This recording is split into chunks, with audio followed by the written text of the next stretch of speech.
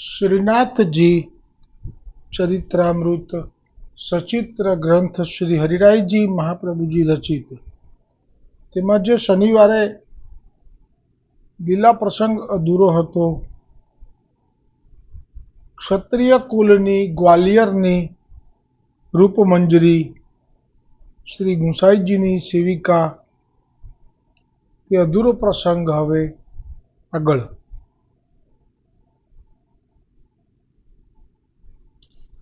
જેમાં ત્યાં સુધી પ્રસંગ આવ્યો હતો કે ગિરિરાજ ગોવર્ધન ઉપર શ્રી ગોવર્ધનનાથજીના મંગલા કરવા માટે જ્યારે શ્રી ગુંસાઈજી આ પધાર્યા અને આપે જાણ્યું કે શ્રી ગુંસાઈજીએ કે ઠાકોરજીને તો ચોપાટ રમવી બહુ પ્રિય છે, તેથી જ જે નેત્રો લાલ જોયા અને પછી સંવાદ થયો તેથી ને પછી આપે રૂપમંજરીના મહેલે અવારનવાર જે ઉજાગરા થાય છે, જવા આવવાનો શ્રમ થાય છે, તે શ્રમ નિવારવા મંદિરની સેવામાં રાજભોગ પછી ચોપાટનો અનુસરમાં ચોપાટનો ક્રમ શરૂ કરાવ્યો અને હવે શ્રી ગુંસાઈજીની ઈચ્છાને માન આપી શ્રીનાથજીએ રૂપમંજરીના મહેલ પર જવાનું બંધ કર્યું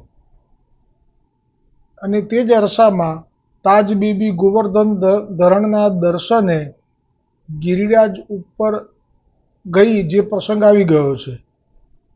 તેથી જે આ પ્રસંગ અહીંયા એટલે ફરી લીધો છે હરિરાયજીએ કે આ રૂપમંજરી એ તો બાદશાહના એ બીબીની સેવામાં હતી, તાજ બીબીની, પણ હવે તાજ બીબી તો પહોંચી ગઈ, હવે તો એની સેવા ગઈ, એટલે હવે એને ઉપરાંત ગોવર્ધનનાથજી પણ શ્રી ગુંસાઈજીથી આજ્ઞાથી હવે આવતા નથી, પધારતા નથી,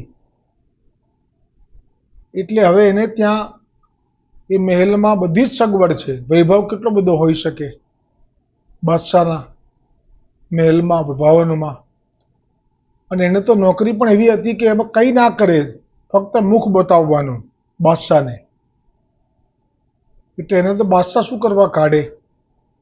પણ હવે એને જ સંસારના સુખ સૌ ખારા રે લાગે, કડવા લાગે છે ભોગ, દિલડાનું દર્દ છે વહાલા તારો વિયોગ, દિલડાનું દર્દ છે। હવે તો એ મહેલમાં આવા વૈભવની વચ્ચે પણ એને જે તાપ શરૂ થયો, એક તો ગોવર્ધનનાથજી આવતા નિત્ય સામે બિરાજતા, ચોપાટ ખેલતા, તે દર્શન, તે વાણી, તે આનંદ એ હવે તિરોહિત થઈ ગયો હતી। જે આ તાજ બીબી જેના માટે એ કૃષ્ણ ભક્ત હતી એટલે એની સાથે પણ સત્સંગ થઈ જતો, એ પણ બંધ થઈ ગયો। આવી સ્થિતિ ઊભી થાય ત્યારે જે દૈવી જીવ છે, જેને અનુભવ થયો છે પ્રભુનો, એ પછી રહી ના શકે સંસારમાં।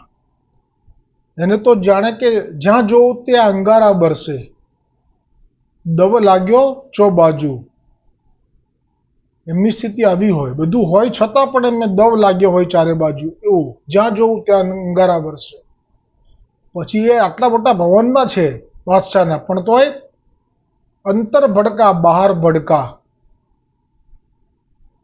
તો આ જે સ્થિતિમાં, તાપની સ્થિતિમાં આવી ગઈ, જે આપણું ફળ કીધું છે બ્રહ્મસંબંધ મંત્રમાં, તાપ ક્લેશ આનંદનો જે તિર્ભાવ થયો છે, એ એને સાનુભાવ થવા લાગ્યો હવે કે હવે તો હું નહીં રહી શકું,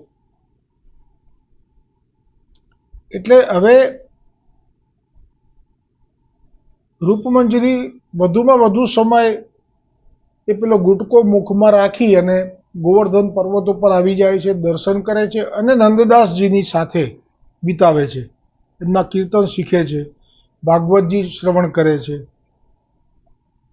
પણ હવે નિત્ય લીલામાં પ્રવેશવાનો તાપ પણ ચરમસીમાએ પહોંચી ગયો છે અને પ્રભુએ પણ જાણ્યું કે હવે આ નથી રહી શકે એવી, એટલે પછી આપે પણ ઈશારો કર્યો જાણે કે કોઈને નિમિત્ત બનાવી અને હું તને લીલામાં બોલાવી લઈશ। હવે રૂપમંજરી દિવસો ગણવા લાગી। આખરે એક પ્રસંગ એવો બન્યો કે નંદદાસજીને બાદશાહનું તેડું આવ્યું। એમાં એક કીર્તન એવું બાદશાહને સાંભળવામાં આવી ગયું કે જેમાં ઠાકોરજીની ગૂઢ લીલા જાણે કે નંદદાસની સામે જ થઈ રહી છે, એ ભાવ પણ છેલ્લી ટૂંકમાં આવી ગયો.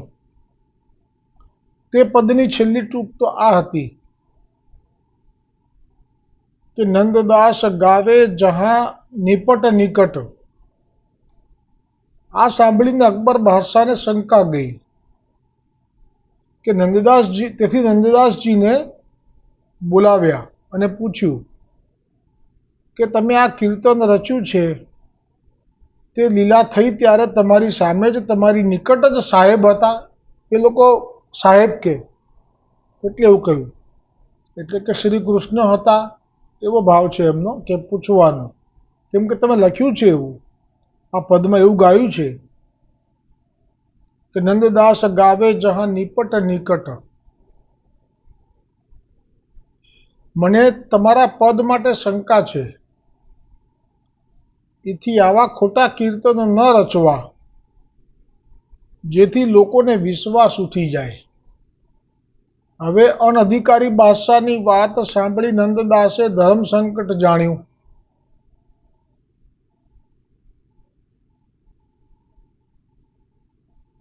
અને વાતને વાળી લીધી અને કહ્યું કે આપ આપની દાસી રૂપમંજરીને પૂછો, એ બધું જાણે જ છે. આમાં નંદદાસજીનો જે ભાવ છે એ સમજાતો નથી. આ પદ નંદદાસજીએ રચ્યું છે, દર્શન આપે કર્યા છે લીલાના, અને પછી રચ્યું છે, એટલે આપનો અનુભવ છે આનો. ધર્મ સંકટ જાણીને વાત વાળી એ પણ પુષ્ટિ માર્ગનો નિયમ છે. અનધિકારી એટલે જે દૈવી જીવ નથી એની સામે લીલાની નિકુંજની કોઈ પણ ચર્ચા ન કરાય. આ મહાપ્રભુજીના પુષ્ટિ માર્ગનો મુખ્ય સિદ્ધાંત છે, જેનું પ્રમાણ છે સંતદાસ ચોપડા, જેનો જન્મ જ એના પિતાએ મહાદેવજીની ઉપાસના કરી બાધામાં માગેલો, અને મહાદેવજીએ કહેલું તારા ભાગ્યમાં નથી, અને પછી છતાંય ભગવાન પૂર્ણ પુરુષોત્તમ શ્રી કૃષ્ણને વિનંતી કરી હતી કે એને પુત્ર જોઈએ છે, વિષ્ણુ ભગવાનને. ત્યારે કહેલું સંતદાસ ચોપડાના પિતાને મહાદેવજીએ વિનંતી કરેલી, ત્યારે ભગવાન વિષ્ણુએ કહેલું સંતદાસ ચોપડાના પિતા નિમિત્તે મહાદેવજીને કે એમને તો પૂર્ણ પુરુષોત્તમનો દૈવી સખો પ્રગટ થવાનો છે, અથવા તો ગોલોકની લીલાનો દૈવી જીવ પ્રગટ થવાનો છે. જાઓ એમને કહો પુત્ર પ્રાપ્તિ જરૂર થશે. તો મહાદેવજી વચ્ચે રહ્યા. મહાદેવજીએ વિનંતી કરી અને ભગવાન વિષ્ણુએ કહ્યું કે આ પૂર્ણ પુરુષોત્તમનો દૈવી જીવ ગોલોકનો પધારશે.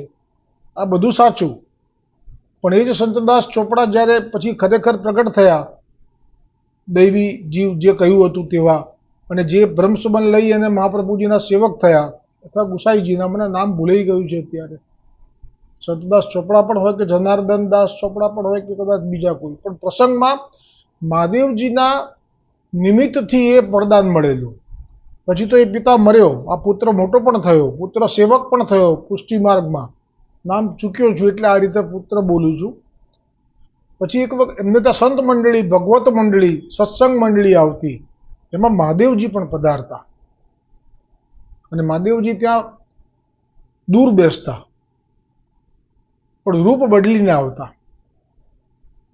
અને પછી જે આપની સામે જે એક શેઠ હતો, એ દૈવી હતો, એ પણ સેવક હતો પુષ્ટિ માર્ગમાં, બ્રહ્મસુબન લઈને એ પણ સેવા કરતો હતો. એને પણ ઠાકોરજી ઘરે પુષ્ટ કરાયેલા, પધરાયેલા જ હતા. એને ત્યાં પણ એને એમ થયું કે હું પણ સંત મંડળી, ભગવદ મંડળી, સત્સંગ બધાને બોલાવું. એટલે એણે પણ પછી તો જાહેરાત કરી કે હું તો આ સત્સંગ મંડળીમાં બધાને સારું સારું મેવા પકવાન લેવડાવીશ. તો એનો ભાવ એવો હતો કે એ બાને બધા મારે ત્યાં વધારે આવશે અને વધારે ભીડ થશે. આ ભીડ કરાવવા માટેનો આ જે પ્રયાસ છે એ તો આજે પણ આનો બહુ ઉપયોગ થાય છે. હવે તો વૈષ્ણવો આવ્યા હતા કે વૈષ્ણવો આવશે કે આટલા વૈષ્ણવો આવ્યા હતા એ શબ્દ પણ નીકળી ગયો છે. હવે તો શબ્દ વપરાય છે આચાર્ય કુલના બાળકોના મુખેથી કે પબ્લિક બહુ આવી હતી, પબ્લિક બહુ જ હતી. તો એ ભાવ સાથે જે શેઠ પણ જોકે શેઠને ભાવ તો પબ્લિક માટે નહોતો, વૈષ્ણવ માટે જ હતો. એટલે એણે તો વૈષ્ણવોની વચ્ચે જ જાહેરાત કરાવડાવી દીધી કે અમારે ત્યાં પણ સત્સંગ મંડળીમાં જે આવશે એને રોજ મેવા પકવાન. પણ જે સાચા પ્રેમી હતા, જે જાણતા હતા કે આ તો સત્સંગમાં જે થાય છે એ તો અનુભવની વાતો થાય છે, એટલે આપે વૈષ્ણવોએ પણ એવી રીતે કંઈ રસને જીભના સ્વાદ માટે કે પ્રસાદનો ભાવ મનમાં પેટ ભરવા માટે કે એવી રીતે કંઈ ત્યાં ના ગયા, અહીંયા જ ભીડ રહી. એટલે પછી પેલા શેઠને થયું કે એવું શું છે કે એને ત્યાં જ જાય છે બધા, મારે ત્યાં કોઈ નથી આવતું, હું જઈને જોઉં તો ખરો, સાંભળું તો ખરો કે અહીંયા પણ સત્સંગ થાય છે, ત્યાં પણ થાય છે. પછી શેઠ પોતે આવ્યા, પોતાના પગરખા બહાર કાઢ્યા, અંદર આવીને બેઠા. પણ ભલે વૈષ્ણવ છે, પણ જો મન લૌકિકમાં છે તો એ અને બહિર્મુખતા જેવું જીવન છે તો પછી એનું મન સત્સંગમાં લાગતું નથી. એટલે એ બેઠા બેઠા ઊંઘે. સમય થયો એટલે ઊભા થયા. તો એ જે હતા સંતદાસ ચોપડા જ છે લગભગ, તો એ જે હતા એમને પાસે કંઈ નિષ્કિંચનપણું હતું, એટલે ચના ચબીના, એટલે સાધારણ કોઈ પણ નાની અમથી સામગ્રીનો ભોગ ધરી અને પછી બધાને લેવડાવે એ સત્સંગ નિમિત્તે. બસ એ વખતે આને પણ આપ્યો હાથમાં પ્રસાદ શેઠને. તો શેઠ બહાર આવ્યા એના ગૃહની, પોતાના પગરખા પહેરવા હતા, એટલે તે વખતે એ જે હાથમાં લીધેલો પ્રસાદ હતો એને વેરી દીધો જમીન ઉપર. આવા હતા. તો ઘણા બધા હોય છે, વૈષ્ણવ હોય, શેઠ હોય, પણ સત્સંગ ના હોય એટલે દીનતાનો અભાવ હોય.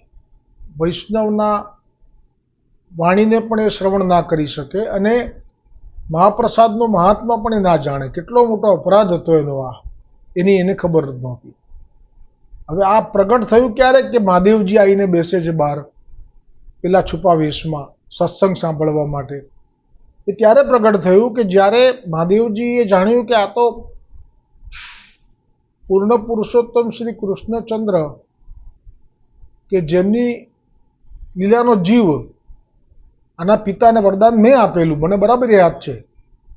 જ્યારે ભગવાન વિષ્ણુએ કહ્યું હતું કે આ તો લીલાનો જીવ આવશે, એ બેન પૂર્ણ પુરુષોત્તમની, આપણી નહીં, મર્યાદા માર્ગીય વૈકુંઠનો નહીં.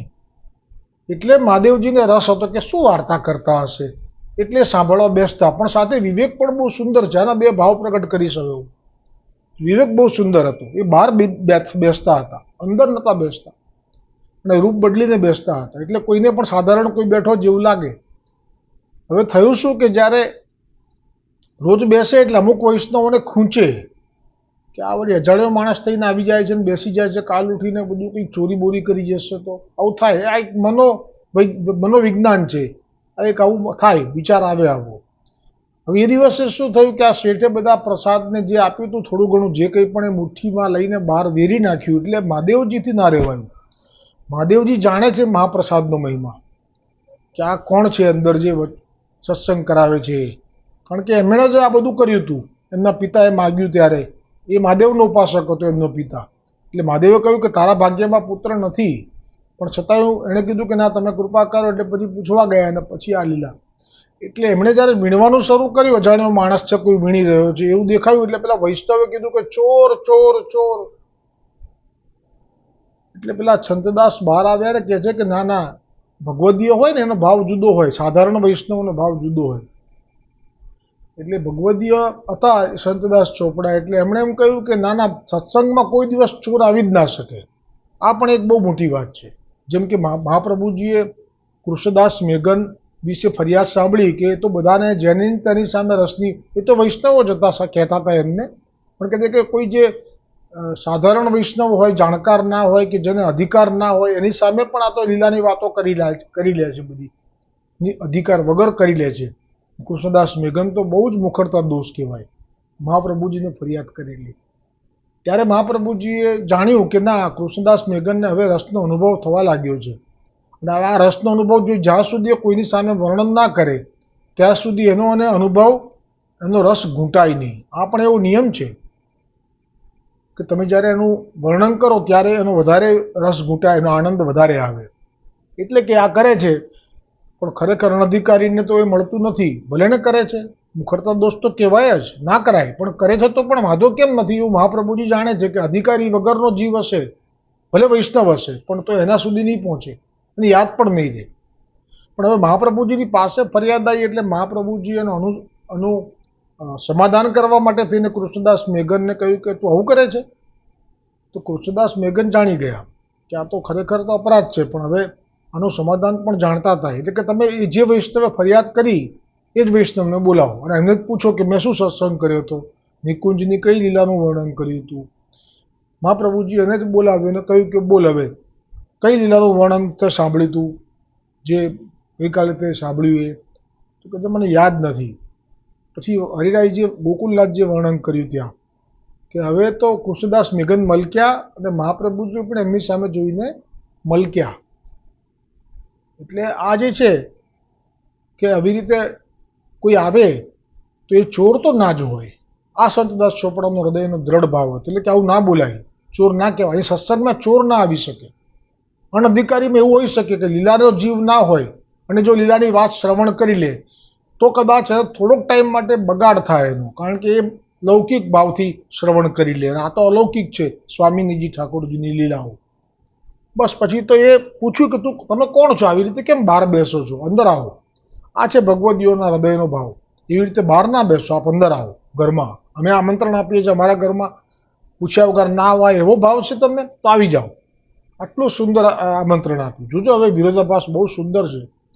ત્યારે કહે છે કે ના હું ચોર નથી, લાવો હું તમને કહું હું કોણ છું. પહેલાં બધાને જવા દો. એ બધાને જવા દીધા અને પછી એકાંતમાં આપે આપનું સ્વરૂપ પ્રગટ કર્યું, હું મહાદેવ છું. ત્યારે સંતદાસ ચોપડાએ કહ્યું તો પછી આપણે બહાર ના બેસાય. મહાદેવ એ પણ પુષ્ટિ માર્ગના મહાપ્રભુજી એમને વૈષ્ણવ કહ્યા છે. અહીંયા જે ભેદ પ્રગટ કર્યો છે મહાદેવજીએ, કહે છે કે વૈષ્ણવ તો છું જ, પણ હું મર્યાદા માર્ગીય વૈષ્ણવ છું. કેમ કે મહાદેવજી એ ભગવાન વિષ્ણુને સમર્પિત છે. વિષ્ણુના જેટલા અવતાર થાય છે એ દર્શનનો એમનો અધિકાર છે. એટલે પૂર્ણ પુરુષોત્તમનો અવતાર થયો તો એ અધિકાર એમનો હતો જ દર્શનનો. અને પૂર્ણ પુરુષોત્તમ જ્યારે પ્રગટ થયા ભૂતલ પર આવતા પહેલા, ત્યારે અહીંયાથી ભગવાન વિષ્ણુ, મહાદેવ અને બ્રહ્મા સાથે હતા. એ હવે ગર્ગ સંહિતામાં આવશે થોડાક ટાઈમમાં. સાથે હતા અને મહાદેવજીએ જોયું કે ભગવાન વિષ્ણુ આવ્યા વિનંતી કરવા પણ કશું બોલ્યા નહીં, મુખમાંથી એક શબ્દ પણ વિનંતીનો. કેમ કે આપ પણ એમનો અંશ છો, એટલે એ બધું જાણે છે એમ વિચારી અને આપ સદેહે પૂર્ણ પુરુષોત્તમમાં સમાઈ ગયા.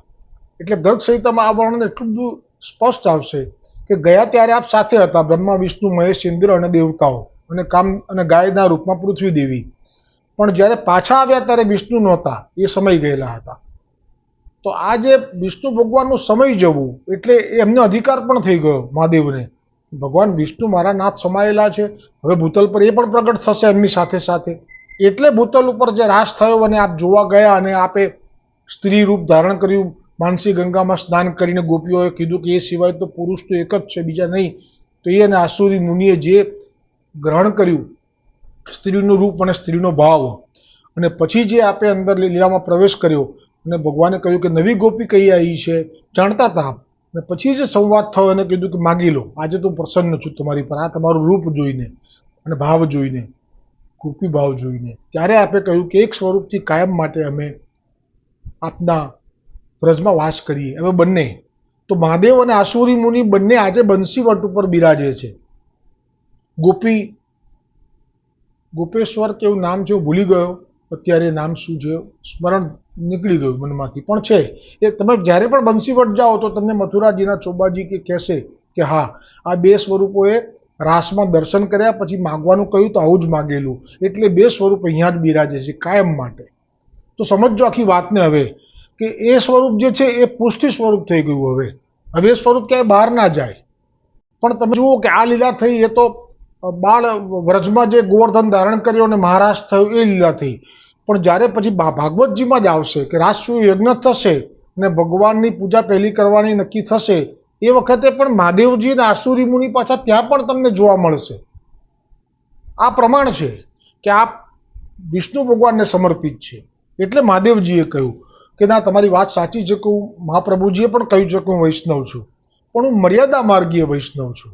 એટલે મને નિકુંજની લીલા શ્રવણ કરવાનો અધિકાર નથી, એટલે હું બહાર બેસીને સાંભળું છું. જેટલું અધિકારનું છે એટલું સાંભળું છું, બાકીનું નથી સાંભળતો. તો આ જે વચન છે એ ખરેખર મર્યાદા માર્ગીઓ વૈષ્ણવોને પણ જાણે કે કહી રહ્યા છે, શિવજીના ભક્ત હોય કે વિષ્ણુના, કે તમારો અધિકાર ના હોય તો તમે એમને હેરાન ના કરતા, કકરાટ ના કરતા, કે તમે કેમ બધું બંધ બારણે, એ તો એમ જ થશે. આ પ્રમાણ આપી દીધું છે મહાદેવજીએ. અને આ સાથે સંતદાસ ચોપડાએ પણ જાણી લીધું કે ના, આ તો મર્યાદા માર્ગીય વૈષ્ણવ છે એવું સ્વયં કહે છે. તો નિકુંજની લીલા સ્વામીજીની, ઠાકોરજીની તો અમની પાસે ના કરી શકાય. કેવી રીતે કરી શકાય? એક વખત અંદર બોલાયા, હવે એમ કહે છે કે ના, તો પછી ભલે આપ કહો છો એ સાચું છે, એમ કરીને બીજા દિવસથી તો દરવાજો બંધ કરવા લાગ્યા. મહાદેવજી માટેનો ભાવ નથી કે મહાદેવજીને ન આવવા દેવા. મહાદેવજીએ તો સામેથી કીધું કે નથી સાંભળતો, હવે અમે સાંભળવાય નહીં મળે, દરવાજો બંધ કરવાનો ચાલુ કરી દીધો તે દિવસથી, બીજા જ દિવસથી. પણ કેમ બંધ કરવાનો ચાલુ કર્યો? કે કોઈ અનધિકારી આવીને બહાર બેસી જાય અને જો આ નિકુંજની લીલાની વાતો શ્રવણ કરી લે તો એ કામ ભાવથી, લૌકિક ભાવથી શ્રવણ કરશે તો દોષ થશે, બગાડ થશે, ઠાકોરજીને શ્રમ પડશે. આ કારણથી આવી વાતો છે કે જે અહીંયા બાદશાહે આવી જે આજ્ઞા કરી, એટલે આ ધર્મસંકટ આ રીતે જાણ્યું નંદદાસજી, અને તરત જ નંદદાસજીએ વાતને વાળી. પણ રૂપમંજરીને વચ્ચે કેમ લાયા નંદદાસજી? કારણ કે જાણે છે કે રૂપમંજરી પણ ચતુર છે મારા કરતાં પણ, એ વાતને મારા કરતાં સારી રીતે વાળી શકશે. અત્યારે તો મારા માથા પર આવેલું સંકટ છે એ હું એમના માથા ઉપર પધરાવી દઉં. આ બહુ મને સમજાઈ નથી આ લીલા હજી પણ, છતાં પણ આ લીલા થઈ છે. રૂપમંજરીનું નામ લઈને પોતે છટકી ગયા. છટકીને પણ જુઓ શું આ પુષ્ટિ માર્ગના દૈવી જીવો એ પણ આવા અષ્ટસખા જે છે એમાં જેમનું સ્થાન છે નંદદાસ, એટલે કે ભોજ સખો, દિવસની લીલામાં, રાત્રે ચંદ્રરેખા નામની ગોપી છે. આણે શું દેહ છોડવાનો સંકલ્પ કરી લીધો અને રૂપમંજરીના માથે ઓઢાડી દીધી વાત, અને બાદશાહની આજ્ઞા લઈ અને રૂપમંજરીને બોલાવવામાં આવી. બાદશાહે કીધું બોલાવો રૂપમંજરીને, મારે જાણવું છે આની પાછળનો ભાવ શું છે. એટલે જે વખતે રૂપમંજરીને બોલાવવા માટે ગયા બાદશાહના માણસો, પણ ચતુર રૂપમંજરીએ અન્ય કામમાં રોકાયેલી છે એટલે નહીં આવી શકે. ચતુર તો છે જ, તો નંદદાસજીએ એમને વચ્ચે રાખ્યા કે હમણાં તો નહીં આવી શકે. એમ કરી અને ખરેખર હવે સમજાયું કેમ આવી રીતે રૂપમંજરીનું નામ લીધું. નંદદાસજીએ અને રૂપમંજરીએ નક્કી કર્યું હશે કે આપણે દેહ છોડીશું તો સાથે, કેમ કે હવે તો પ્રભુ ત્યાં પધારતા નથી. હવે તમારો એક સંઘ છે, મને જીવવામાં કંઈક પોષણ આપે છે, પણ જો તમે ચાલે જશો તો હું શું કરીશ? માથા પટકીશ. નંદદાસજી કે માથા નહીં પટકવા પડે, હું ને તું સાથે લીલામાં પ્રવેશ કરીશું. એટલે નંદદાસજીએ ઈશારો કરી દીધો રૂપમંજરીને કે જો બાદશાહ પૂછે તો હું તો જવાબ નથી આપતો, એટલો અર્થ કે હવે હું તો જઉં છું, તારે પણ સમય થઈ ગયો છે, તું પણ આવી જા. શું દેહ છોડવો એટલો સહેલો છે? કેવી પરાકાષ્ઠા હશે વિરહ તાપની કે દેહ પણ જાતે છોડી દીધો. કેવી રીતે? તો કહે છે કે રૂપમંજરી અન્ય કામમાં રોકાયેલી હોવાથી ત્યાં નહીં આવવું, પણ અહીંયા હુકમ ફરમાવો કહેતા બાદશાહ બિરબલને લઈને સીધો પોતે જ હવે તો રૂપમંજરીના જનાનામાં પહોંચી ગયો. ના જવાય ને, સ્પર્શ નથી કરવાનો એવી આજ્ઞા છે, એટલે જનાનામાં તો ઘૂસી ગયો. વા જો કે એને પૂછવું છે, બીજું કંઈ કામ નથી, એવો કોઈ ભાવ નથી બીજો. પણ જ્યાં એ જનાનામાં આવી ગયો ત્યાં નંદદાસજીના પદનો અને ખાસ કરીને અંતિમ કડીનો ખુલાસો રૂપમંજરી પાસે પણ માગ્યો બાદશાહે. ત્યાં તો પ્રભુની આવી ગૂઢ લીલા કે જે અધિકારી સિવાય તો કેમ વાણી દ્વારા પ્રગટે. તેથી રૂપમંજરીને એટલો તાપ થયો કે ત્યાં જ રૂપમંજરીનું શરીર પડી ગયું અને રૂપમંજરી નિત્ય લીલામાં ગોલોક પહોંચી ગઈ. અને આ ઘટનાથી અકળાયેલો બાદશાહ પાછો મહેલમાં આવી નંદદાસજીને કહે છે કે સાંભળો નંદદાસજી, આ રૂપમંજરીઓ તો પોતાના પ્રાણ ત્યાગી દીધા, હું પૂછવા જ ગયો એમાં તો એવું તો શું છે આ પદમાં? હવે તમારે તો કહેવું જ પડશે, હવે તો તમને હું છોડીશ જ નહીં. એ ભાવ સાથે આજ્ઞા કરી દીધી. અને ત્યાં નંદદાસજીએ જાણ્યું કે રૂપમંજરી ચાલી ગઈ, હવે હું શું કરું? હવે મારો સમય થઈ ગયો. રૂપમંજરી ગઈ, હવે હું જઈશ. એ જ ક્ષણે નંદદાસજીએ પણ આ અનધિકારી બાદશાહની આ આજ્ઞાનો અવજ્ઞા કરતા તે જ ક્ષણે નંદદાસજીએ પણ પ્રાણનો ત્યાગ કરી દીધો અને ગોલોકમાં નિત્ય લીલામાં પ્રવેશી ગયા. રૂપમંજરી અને નંદદાસજીના દેહનો અગ્નિ સંસ્કાર સ્વયં શ્રી ગુસાઈજી પ્રભુએ કર્યો. બોલો શ્રી ગુસાઈજી પરમ દયાલ કી જય હો. આ પ્રસંગ અહીંયા વિરામ પામે છે. આગળની લીલાનો પ્રસંગ શ્રીનાથજી ચરિત્રામૃતમાં એ હવે આવતીકાલે આવશે. બોલો श्रीनाथ जी चरित्रामृत की जय हो, हरिराय जी महाप्रभु जी की जय हो, गोवर्धन नाथ की जय हो,